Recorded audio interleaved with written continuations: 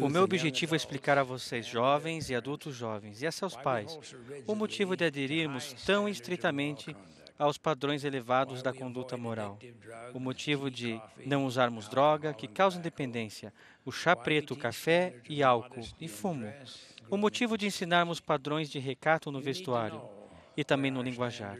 Vocês precisam saber de onde vêm os padrões e como não podemos perdê-los. Vocês têm o arbítrio moral. Têm a liberdade de escolher os seus padrões. Vocês entenderão melhor se eu falar das Escrituras e doutrinas em vez de falar sobre comportamento.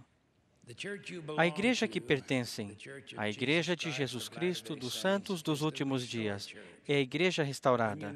Quando vocês entenderem o significado da palavra restaurada, entenderão o motivo de os padrões de conduta serem o que são. Após a crucificação de Cristo, aconteceu uma apostasia. Os líderes começaram a ensinar como doutrina os mandamentos dos homens, perderam as chaves da autoridade e cortaram seu acesso às revelações. Eles não podiam simplesmente voltar a ter a autoridade que a perderam. Ela precisava ser restaurada por quem na antiguidade possuía essas mesmas chaves. A Igreja de Jesus Cristo dos Santos dos Últimos Dias não é uma versão reformada de alguma outra igreja. Não é uma adaptação ou correção, nem protesto contra qualquer outra igreja. Elas têm a aparência de religiosidade, com suas próprias qualidades de valor. João Batista transpôs o véu e voltou a conceder o sacerdócio que possui as chaves do ministério dos anjos e do evangelho do arrependimento e do batismo por imersão para a remissão dos pecados. A ordenança que acompanha o batismo, que é a confirmação e a concessão do Espírito Santo, exige uma autoridade maior. Pouco depois, Pedro, Tiago e João, os apóstolos que acompanharam o Senhor, restauraram o sacerdócio maior ou de Melquisedeque e o santo sacerdócio segundo a ordem do Filho de Deus. A restauração não aconteceu de uma só vez. Houve uma série de ocasiões em que outros profetas vieram restaurar as chaves do sacerdócio. Depois da restaurada autoridade, revelou-se a organização da igreja.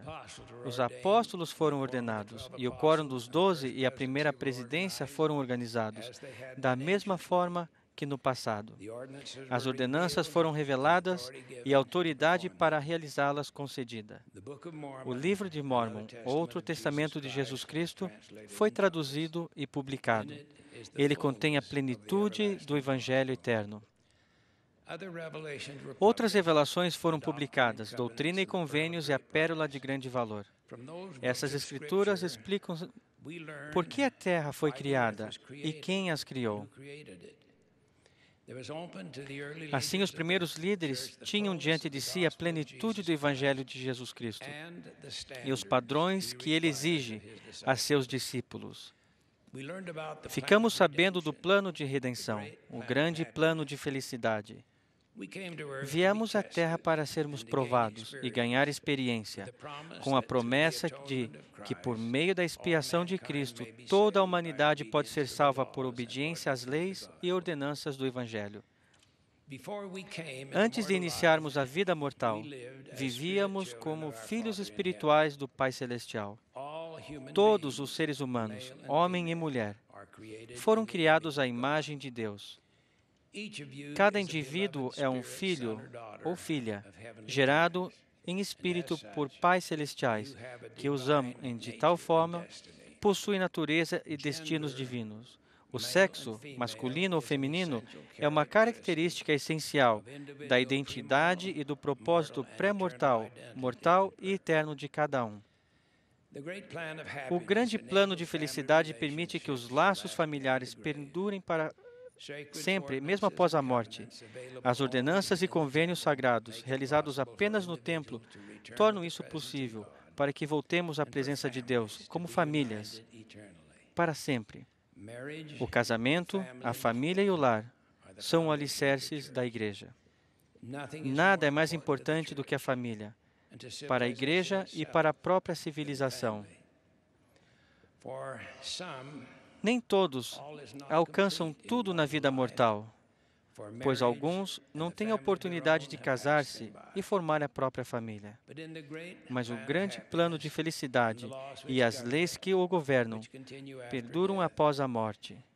Há um Pai Celestial bondoso que cuida dessas pessoas. E na eternidade, as bênçãos necessárias para a exaltação, o que incluem o casamento e a família, não lhe serão negadas. A espera e o anseio por elas haverão de torná-las ainda mais ternas. As revelações nos ensinam que não precisamos dizer-lhes o que é certo e o que é errado, moralmente no casamento. O profeta Leí ensinou aos seus filhos que os homens são ensinados para distinguirem entre o bem e o mal. Como podem gerar corpos mortais? É essencial à nossa felicidade e à exaltação. O Senhor decretou punições severas para o emprego imoral da capacidade de gerar a vida. Satanás sabe que se conseguir corromper o processo de reprodução e fazer com que homens e mulheres o degradem em atos imorais, conseguirá, no caso dessas pessoas, atrapalhar o plano de felicidade. Paulo ensinou: Deus não vos deixará tentar acima do que podeis. Antes, com a tentação, dará também o escape, para que possais suportar essa mesma tentação. Não quero ofender os sentimentos delicados de vocês, que são jovens e excelentes, mas em nosso mundo repleto de iniquidades, vocês têm que estar em guarda.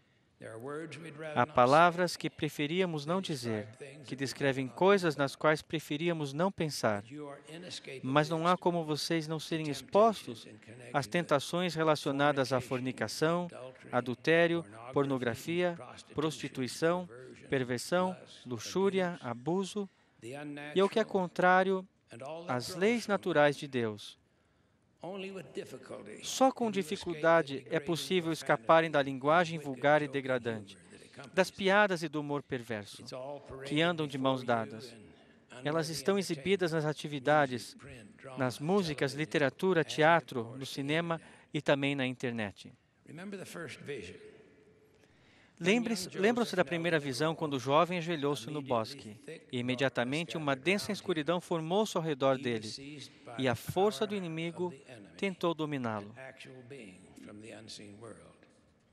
Ele fez o mesmo que todos vocês podem fazer.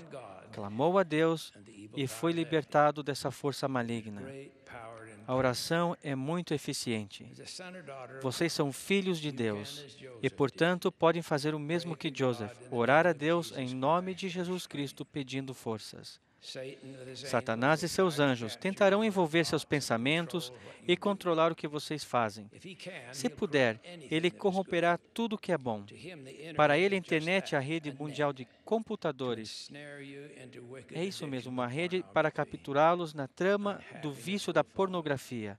E o resultado será a infelicidade. Há quem utilize meios políticos, sociais e legais para redefinir a moralidade e o casamento e fazer com que se tornem licenciosos, antinaturais e incluam coisas proibidas. Essas pessoas, porém, nunca conseguirão mudar as linhas que regem a vida e a felicidade humana desde o princípio. O pai da mentira ataca alguma paixão, tendência ou fraqueza. Convence aos indivíduos que esta característica é imutável e os induz a fazer coisas que nunca fariam espontaneamente. Mais cedo ou mais tarde, a centelha de vida que há nele se acenderá. Eles podem usar o arbítrio que têm por serem filhos de Deus, criados à sua imagem, para renunciar ao destruidor. A característica que acreditavam ser imutável será modificada, e eles sentirão o poder da redenção de Cristo. O fardo lhes será tirado dos ombros, e o sofrimento cessará. E para isso que serve a expiação de Cristo. Eles podem reclamar sua herança de filhos de pais celestiais e saber que, se apesar da tortura, agonia da prova da vida mortal, não estão perdidos. Na igreja, ninguém é condenado por causa das tendências ou tentações. As pessoas são consideradas responsáveis pelas transgressões. Se vocês não se deixarem persuadir a praticar tais atos, não serão condenados nem expostos à disciplina da igreja. Não somos nós que estabelecemos os padrões, mas temos a ordem de ensiná-los e mantê-los. O padrão continua sendo a abstinência antes do casamento e a fidelidade total após ele. Por mais antiquados que parecemos, por mais que os padrões e mesmo que outros cedam, nós não cederemos. Não podemos ceder. A obediência ao padrão moral e a palavra de sabedoria continuarão a serem requisitos para a ordenação ao sacerdócio, para a missão e para receber essa recomendação do templo. Vocês receberam o dom do Espírito Santo. Receberão inspirações aprovadoras ou de advertência quando tiverem que tomar decisões difíceis. O Espírito Santo pode guiá-los para longe do mal e trazê-los de volta ao caso tenham se desviado. Nunca se esqueçam que vocês são filhos de Deus. Satanás não pode aprisioná-los para sempre. Vocês terão sempre a chave do arrependimento para abrir esta porta. Se vocês, jovens, sentirem-se sozinhos, lembrem-se que há milhões de vocês atualmente na igreja. Muitos milhares de vocês estão, nesse momento, na missão. Vocês são um exemplo visível, um testemunho da restauração, até para quem não quiser escutar a mensagem. Onde quer que vocês estejam, na escola, no trabalho, divertindo-se ou no serviço militar, vocês nunca estão sós. As palavras podem ser usadas contra vocês como armas. Se alguém atacá-los com a palavra diversidade, tomem-na para vocês e digam, já sou bastante diverso e pretendo continuar assim. Se a palavra for tolerância, tomem-na também e digam, espero que você seja tolerante com meu estilo de vida, que é de obediência, integridade e também arrependimento. Se a palavra for opção, diga à pessoa que vocês optaram pela boa e velha moralidade. Vocês optaram por tornarem-se maridos e mulheres dignos e pais dignos. A igreja como um todo pode defender esses padrões sozinha, mas não seremos os primeiros que o fizeram. Moroni, o último de seu povo, disse, fiquei sozinho e cumpro a ordem de meu pai. Não se atemorizem. Quando eu era jovem e tinha recebido o meu chamado, fui mandado para o leste para falar com as autoridades importantes que impediam nosso trabalho. No caminho para o aeroporto, parei para falar com o presidente Harold B. Lee e perguntei, tem algum conselho final para mim, presidente? Ele disse, sim. Lembre-se que não estamos mais em 1830 e que não somos apenas 6 pessoas. Isso eliminou o medo. Defendi nossa causa e o problema foi resolvido. A sociedade, seguindo um curso que se fez com mais de uma civilização fosse destruída, está amadurecendo iniquidade. A própria civilização está em perigo. Vocês, nossos excelentes jovens, são um exemplo para os incontáveis milhões de boas pessoas em todo o mundo. Quando penso na alegria e felicidade que os espero nesta vida e na obra grandiosa que têm a fazer, é-me impossível ficar desanimado. Pedro, o primeiro apóstolo, abaixo do Senhor, disse de vocês, vós sois a geração eleita, o sacerdócio real, a nação santa, o povo adquirido, para que anuncieis as virtudes daquele que vos chamou das trevas para a sua maravilhosa luz. E lembre-se dessa grande profecia. O estandarte da verdade foi erguido. A mão do ímpio não conseguirá barrar o progresso da obra.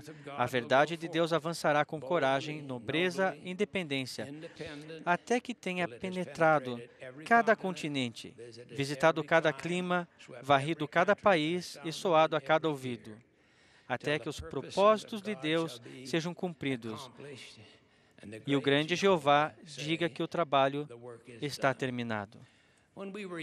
Quando éramos jovens, geralmente cantávamos um hino.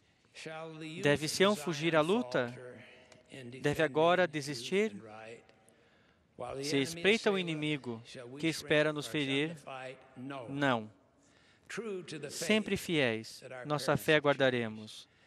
Sempre valentes, com ardor lutaremos. A nossa mão e o coração a teu serviço, Senhor, estão. Se o poder das trevas busca destruir a lei de Deus, deve Sião deixar a luta, esquecer os seus votos? Não. Sempre fiéis, a nossa fé guardaremos. Sempre valentes, com ardor lutaremos, e a nossa mão e o coração te serviremos. Trabalhemos hoje por ser dignos da eterna salvação. A verdade procuramos, tendo Deus no coração. A verdade procuramos no caminho do Senhor, pois a juventude luta com empenho e destemor. Nós sempre teremos essa fé. Que Deus os abençoe milhões e milhões de pessoas que estão na nossa igreja. Que possamos assim trilhar o caminho do Evangelho e ter um testemunho Evangelho. O Evangelho que eu presto testemunho agora em nome de Jesus Cristo. Amém.